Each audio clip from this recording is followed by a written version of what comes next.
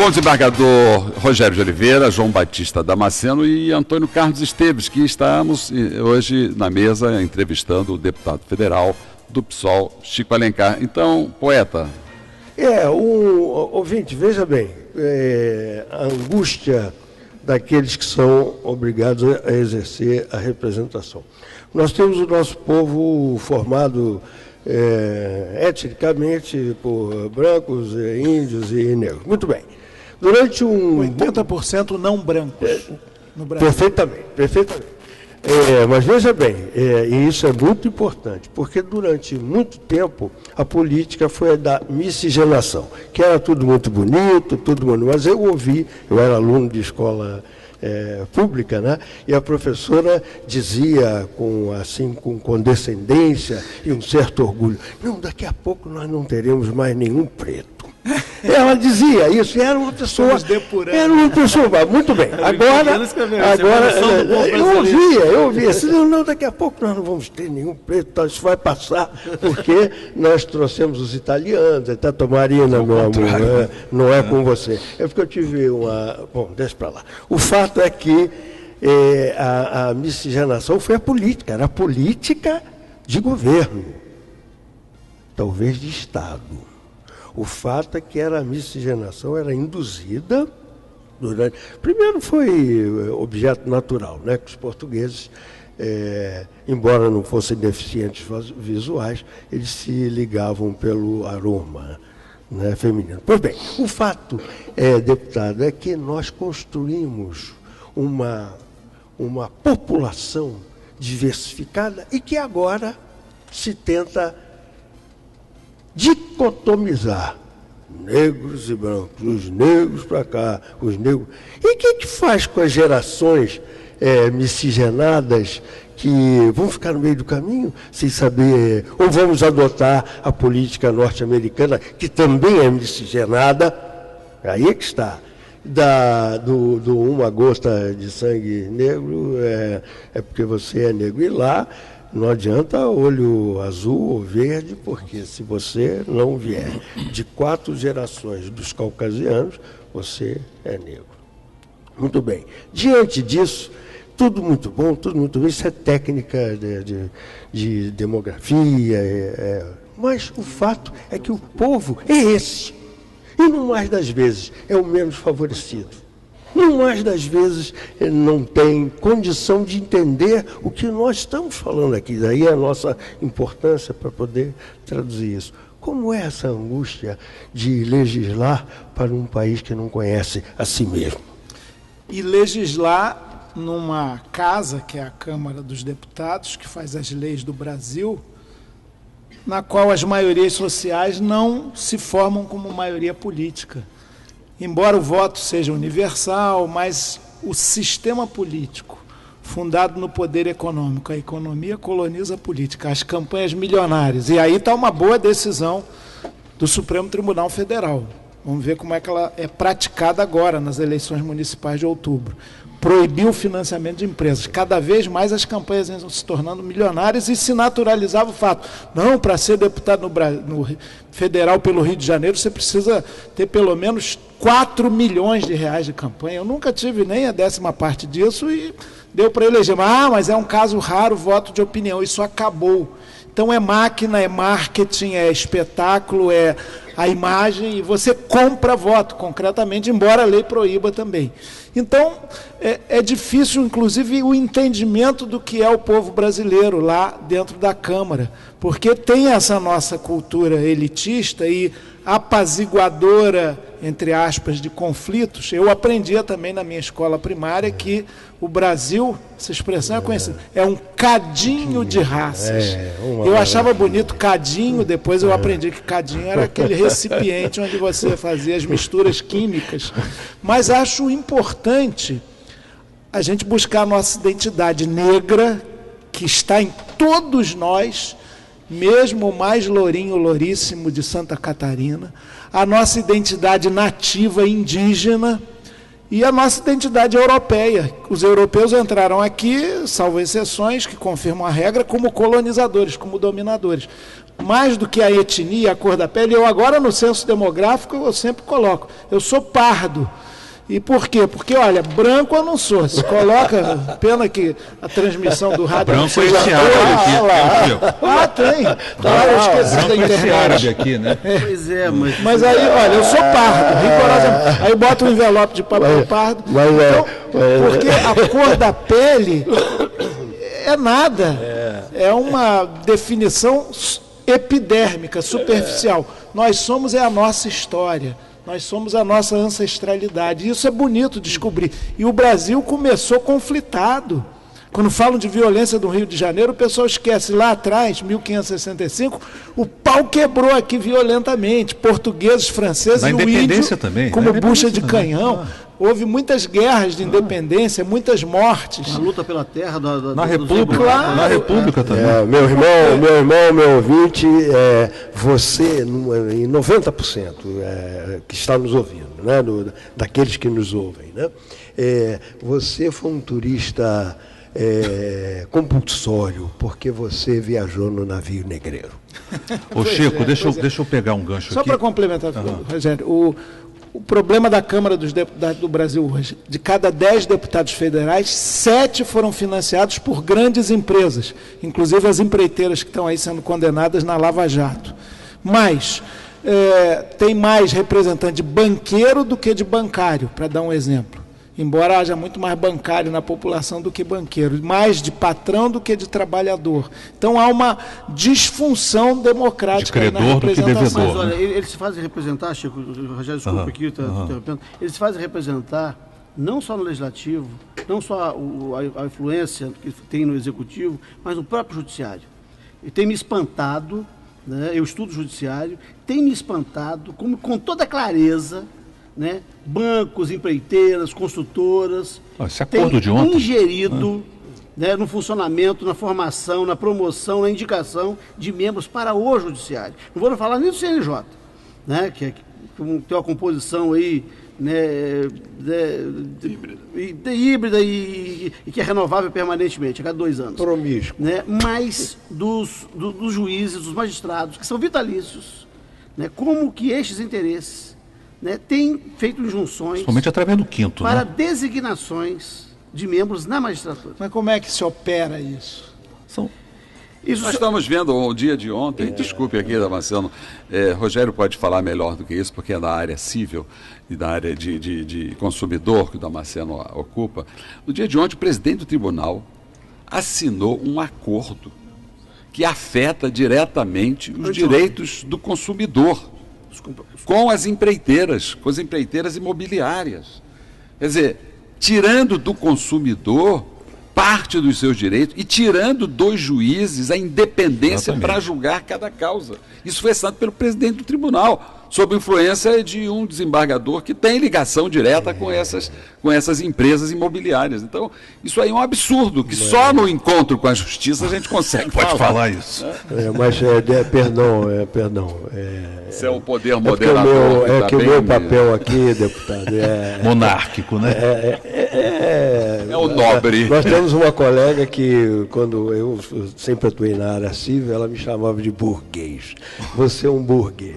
Mas o fato é o seguinte, o ouvinte não pode ficar com a impressão de que o tribunal atuou contra os interesses do consumidor. O que há é o seguinte, porque são milhares e milhares e milhares de ações provenientes, por exemplo, o indivíduo paga o seu imóvel e tal, e quando chega lá na ponta que ele tem que receber a chave, ele não quer.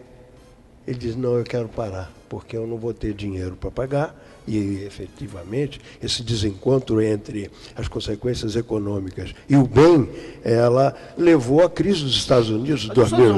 Eu não vou falar muito disso, porque eu julgo isso, não quero ficar impedido.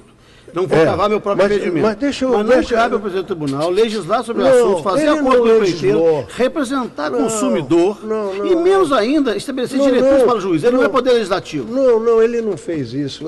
Apenas. Hoje nós estamos diante de um novo Deixa eu puxar para o Chico aqui. Nós estamos diante de um novo Código de Processo que tem como linha mestra a mediação. O que o presidente... E o papel do juiz é dizer direito. E ele não pode ser mediador. Filho, Se ele for mediador, ele não pode julgar depois. Bom, nós vamos fazer um programa para debater essa questão. Esse tema de ajustamento de conduta. Hoje o assunto aqui, nós não podemos perder um minuto sequer precioso deste parlamentar, que é o deputado Chico Alencar. Então, por favor, Rogério, Chico, recomponha a nossa mesa. Traz o assunto, né? Não, o Chico não vai lembrar, mas nós... Esse problema que vocês relataram aqui, pelo que eu entendi, tem lá no Legislativo também, porque o governo Dilma mandou uma medida provisória que, por absurdo que pareça, e autorizava, inclusive, as incorporadoras e empreendedoras imobiliárias a decidir o destino do uso do solo. Ela define se aquele uso é social ou não, numa medida provisória, e agora o governo, enfraquecido, mandou até não votar, retirar. Ouvinte, acabei de entrar... Deu uma recuada, felizmente, mas esses poderes Acabei de entrar na confortável minoria. Eu conheço o Chico desde o movimento de associação de bairros nos anos 80, que foi uma recuperação daquela democracia local, até que deu no que deu, como direto já. Mas me preocupa muito, Chico, essa questão da educação. Toda vez no programa aqui a gente traz esse assunto à baila, porque a educação pública hoje cada vez é pior. E você tira um aluno, depois de 9, 12 anos do ensino público, ele não está apto a se inserir no mercado. Ele ou é levado, se ele chegar aos 12 anos, ou é levado a disputar uma vaga na faculdade, ou então ele está jogado na rua de novo. Como é que a gente está refazendo essa questão da educação, do currículo? Como está vendo isso lá? Pois é outro problema. E olha, o que um eventual governo Michel Temer já anuncia, sem esconder, é desvinculação de receita da União para educação e saúde. Faz parte do ajuste puro e duro. O governo Dilma namorou com essa ideia, mas não implementou agora. Se acontecer um novo governo aí, do vice, que não teve voto direto, ele vai implementar isso fortemente. O problema também da educação no Brasil, como da saúde, não é só de recursos, é de gestão desses recursos, é de compromisso com a escola pública. Cada vez mais a gente transfere para a iniciativa privada as responsabilidades. Há muito deputado, não são poucos não, que defendem o seguinte: vamos entregar tudo para a rede privada como forma de bolsa, exemplo do ProUni no nível superior, que aí o Estado se desobriga desse encargo, o ensino particular é mesmo o melhor e apenas o Estado paga as bolsas do povo que possa estudar ali. Isso é uma disfunção total, tem que chamar Napoleão Bonaparte de novo, para lembrar que a educação é uma obrigação pública do Estado, não para impingir uma concepção num Estado laico, plural, democrático, onde a opinião política deve ser acolhida assim. Tem um movimento aí falando, escola sem política, é a escola da alienação. Esqueceram até Paulo Freire. Aliás, nas manifestações mais conservadoras aí, andavam querendo caçar o Paulo Freire, dizendo que ele era uma vergonha para o país. O Brasil tem grandes educadores e o Brasil viveu o seguinte problema: o crescimento demográfico e urbano, por isso que eu não gosto, no meu tempo, que saudades da professorinha que me ensinou beabá. Ataúfo Alves é um grande compositor, mas isso é um certo romantismo, né, que acabou. Numa sociedade de massas, 80% da população vive em grandes regiões metropolitanas, a demanda por escola aumenta e a qualidade fica um pouco prejudicada, mas a gente quer uma escola de massa mesmo, aberta a todas. Agora, isso significa investir em qualificação, inclusive dos professores, numa remuneração digna, básica, mínima. Tem estado que não paga até hoje o piso nacional do magistério. Chico, mas eu sou otimista, apesar de tudo, porque nós temos, isso aí eu andei estudando, nós somos o país que está entre os 5 do mundo que mais produz tese de mestrado e doutorado sobre pedagogia. Nós temos grandes educadores lei, aqui, né? muitos é o que mais produz anônimos. Lei, né? Aí não, mas tem coisa séria. Nós da Associação Juiz para a Democracia temos visitado algumas escolas ocupadas pelos meninos. Que nos dão exemplo. Que nos dão exemplo. Nos educam, aliás, essa garotada de São Paulo e do Rio agora. Ontem eu e Ciro visitamos a Visconde de Cairu, a escola de Visconde de Cairu no MEI. Nós já tínhamos visitado da Ilha do Governador e outros colegas nossos visitaram outras, inclusive na Baixada Fluminense. É muito interessante a capacidade desses meninos de organização, de disciplina, né, de gestão da própria escola. Da coisa pública, né? Da coisa pública, num sentido bem republicano. E, por outro lado, nós temos, em todas as escolas que visitamos, nós detectamos o seguinte: não é só falta de recurso, é má gestão dos recursos. Tem salas e salas, tanto no Mendes de Moraes, que nós fomos, quanto ontem na Visconde Cairu, salas cheias de livros. Livros de filosofia, de 2006, 2007, 2008, preparados para descarte. Né? Um livro que é atemporal, que a qualquer tempo, a edição que estava lá para ser descartada, de 2008, o que eu tenho em casa, que eu consulto de vez em quando, tem 30 anos. Então é um livro atemporal e ainda assim está lá para descarte. E nós encontramos isso, outros materiais, né, nessas escolas, totalmente abandonados. Os aparelhos de ar-condicionado, amplificadores de som, de voz, para os professores nas salas superlotadas, estragados dentro das caixas. Né? Nós relacionamos ontem 12 questões e comunicamos ao Procurador-Geral de Justiça, à Comissão de Educação da Alerj e ao Tribunal de Contas. Isso. E alguém explica a razão dessa? Não, explica. É interessante, Chico, você saber disso, porque você pode mexer com isso. O secretário de Educação, com quem nós estivemos, ele nos informou, não, esses livros não foram distribuídos... Quem é agora? Não é mais o Risolino. Antônio... Ele é um... Bom, interessa realmente? É o Zé Antônio José. Não, interessa, é Paiva Neto, Antônio Paiva Neto. Que não é da família Paiva Neto, é só uma coincidência. Não é Antônio Paiva Neto. Né? É. Mas ele teve boa vontade de receber. Não, ele nos recebeu e eu indaguei. Professor, são centenas de livros ainda encartados que estão sendo jogados fora. Ele falou, não, o problema é que o Ministério da Educação manda um número superior de livros do que aqueles que nós necessitamos. Eu, como sou macaco velho, porque quando eu fui juiz da infância eu constatei isso, ocorre que a própria Secretaria de Educação, tanto do município quanto do Estado, eles não dão baixa nos alunos que se transferem. Então, por exemplo, um aluno que se transfere de Marechal Hermes para Madureira, ele é contado como 2, porque a matrícula fica aberta. Se ele se transferir no mesmo ano para Copacabana, ele é 3, é o mesmo aluno. E isso por quê? Eles inflam a estatística de aluno porque eles recebem verba federal. Então interessa dizer que, tendo 10 milhões de alunos, eles interessa informar ao governo federal que eles têm 15 milhões de alunos. Aí isso eles recebem mais livros, recebem mais verba, recebem mais tudo. E outra coisa... tipo de pedalada, né? Essa questão, essa é a pedalada, a outra não. E é uma coisa muito interessante, você que é professor também, são essas editoras que ganham uma fortuna com esses livros aí. Livros de educação que deseducam pela prática nefasta com que eles utilizam no mercado. Eu vou dar um testemunho aqui. Eu tenho vários livros publicados por diferentes editoras. Todas elas dizem que o melhor negócio para o setor é vender para o... Não é best-seller, porque isso é raro e é difícil. É vender para o Estado. É livro didático ou paradidático, porque aí você vende em quantidades lucrativas. Enquanto a gente tiver paga de uma vez, né? E mais, no outro polo, tem muito parlamentar, muita figura política que tem alto interesse em indicar secretário de Educação, está de olho no Ministério da Educação. Por quê?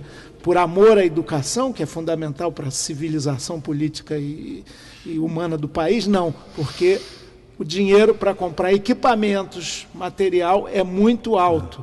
E o aí, escândalo das merendas está aí na época do Moreira. Aí há desvios e material bom fica encaixotado e se desperdiça. É um crime, isso é crime violento. Chico Alencar já editou 32 livros e tem mais 3 aqui que ele vai distribuir para a gente. E eu vou para um pequeno intervalo e volto já.